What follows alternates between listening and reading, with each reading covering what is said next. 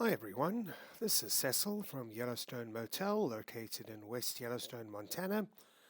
Today I'm going to be dealing with the stretch of road between the south entrance to Yellowstone and West Thumb Geyser Basin.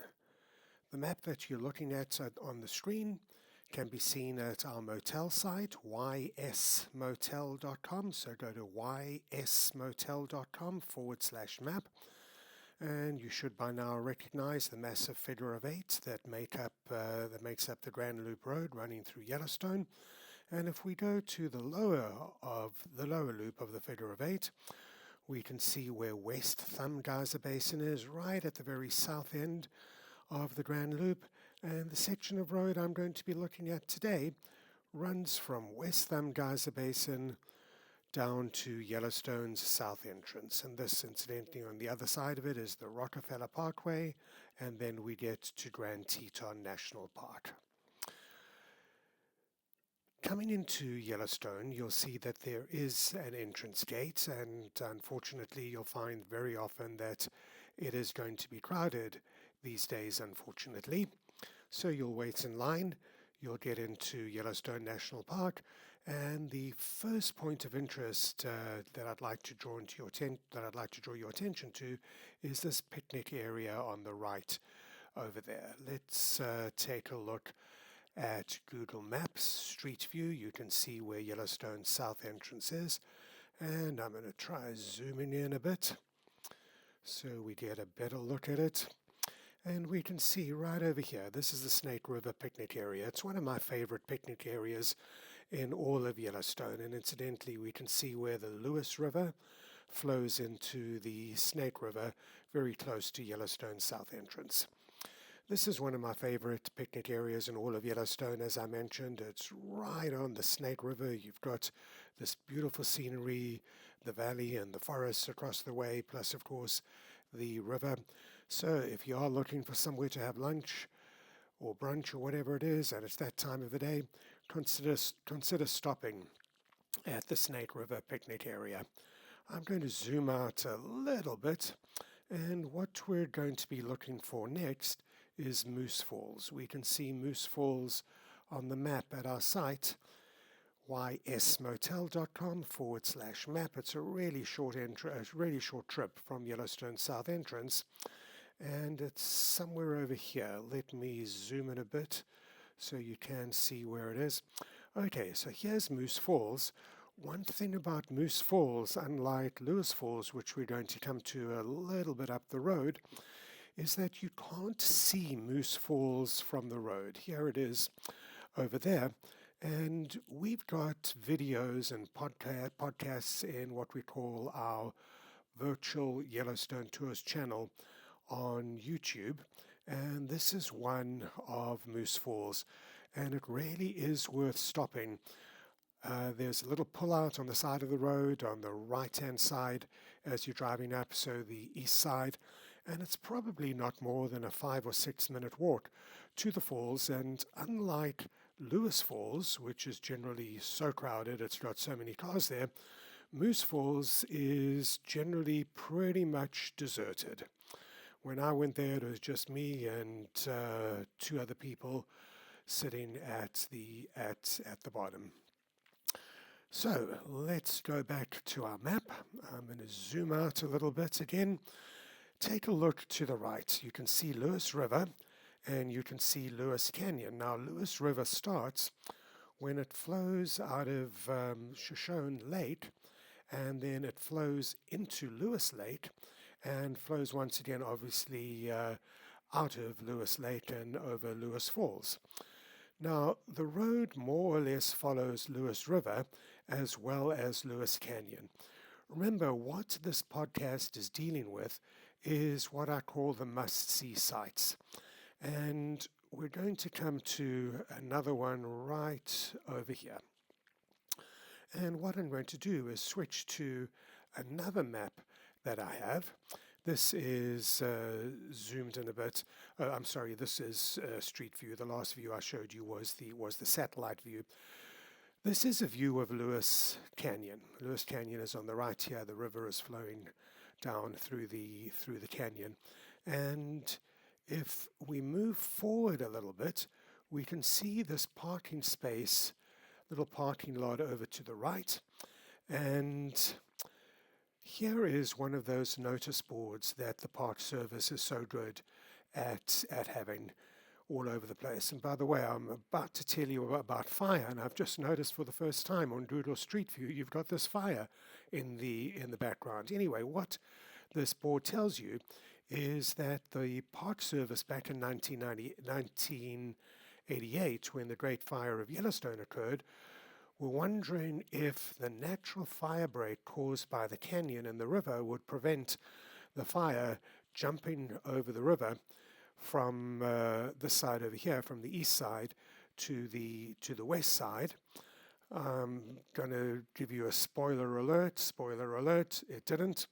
And the fire did jump over the river. Let's take a look now at another one of our virtual Yellowstone tours. Here I'm driving up to that little podcast, that little area that I mentioned to you. There's that sign that I showed you. Now, if you're wondering what this is, we have what we call virtual Yellowstone tours of every single road in Yellowstone. So you can see the entire park, all the roads before you get to Yellowstone. This is the view. You can see those, what we call snags, standing dead trees on the other side of the river. And I'm walking a little bit up to give you a better view.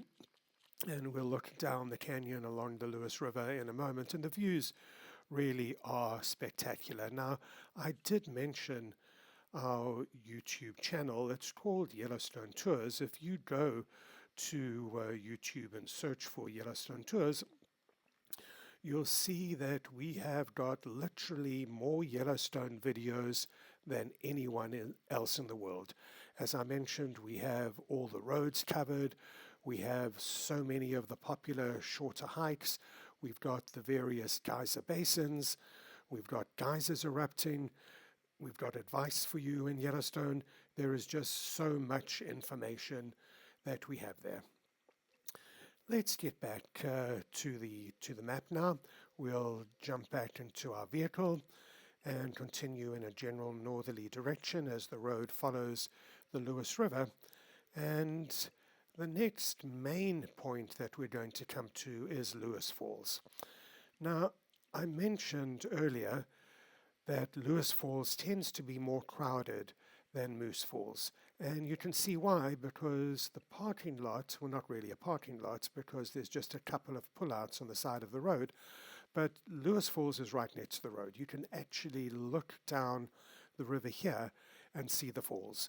And it is a really beautiful waterfall. And by the way, the views on this side of the river as well, on the east side of the river, are really worth taking a look at as well. What many people don't know is that there's actually a little trail that you can take. When you're facing Lewis Falls, it's on the left side or the south side, and here I've walked up the trail a short distance, and you get to a really cool overlook of Lewis Falls itself. So if you have time, why don't you check that out as well? Returning to the map now.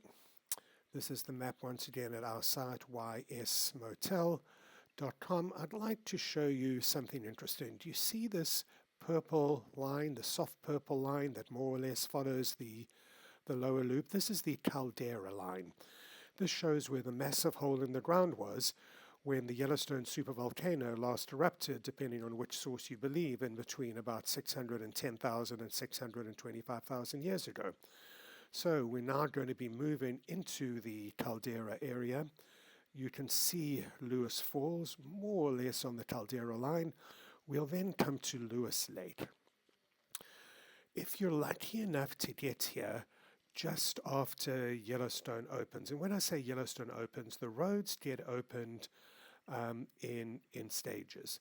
So the road from the west entrance to Madison Junction and then down to Old Faithful and up to Norris and up to Canyon will be the first road to be opened. And this road here from West Thumb to the south entrance only gets opened a little later. The reason for that is Craig Pass over here is so high. But anyway, the reason that I mentioned that is that the ice gets really thick on Lewis Lake. And if you do arrive early in the spring at a time such that the road is open, you'll want to stop on Lewis Lake. Don't walk on the ice because you don't know for sure how thick it is and it could collapse under you, but it really is a stunning sight. Continuing to the north, this jagged line that you see here is the Continental Divide. You will cross over the Continental Divide. It's worth stopping to take a picture, although there is a better picture on the road between West Thumb and Old Faithful, and you can see our virtual Yellowstone tour or Yellowstone podcast, which describes Isa Lake up at the top. We'll then continue in a general northerly direction, and we'll get to Grant Village.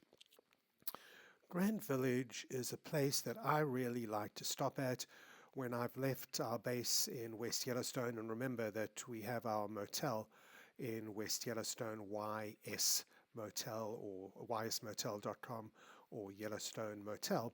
I like to stop here. You can hear by my accent that I'm more likely to drink tea than coffee.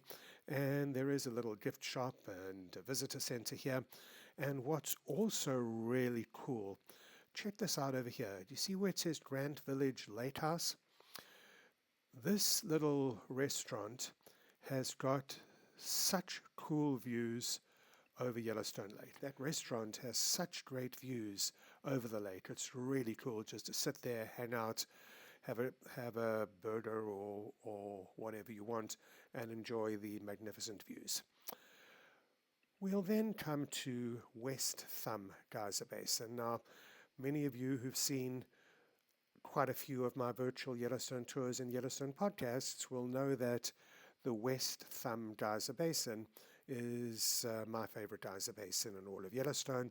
I'm not going to go into why it is that now, just trust me on that, and you can look it up in another one of our virtual Yellowstone tours or Yellowstone podcasts.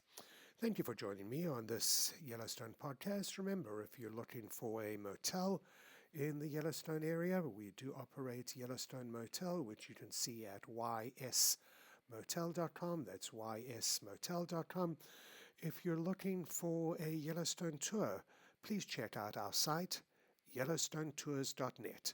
That's yellowstonetours.net. We have literally more Yellowstone tours than anyone in the entire world, from all major western cities, a few cities on the East Coast, and of course all the regional cities as well. Thanks again for joining me, and I hope you get to Yellowstone someday.